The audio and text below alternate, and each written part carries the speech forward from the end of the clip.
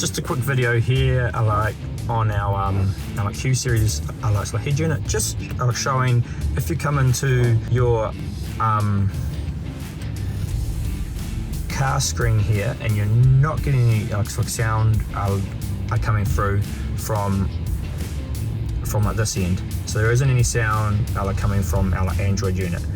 If that is the case, we just have to come in here and make sure you're on auxiliary input, because we're still using the factory one. So that can normally be achieved by pushing the media button here, and you can see it's asking me CD, external device, and I want to do auxiliary front.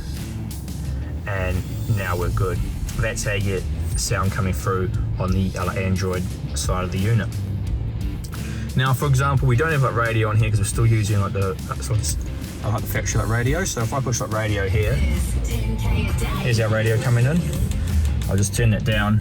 Now, if I want to change back to the other one, it's quite easy on here on this BMW. I push mode, I change it to auxiliary, I tap our screen, and now our sound will come out here. So that's how to get the sound coming out of your Q series head unit.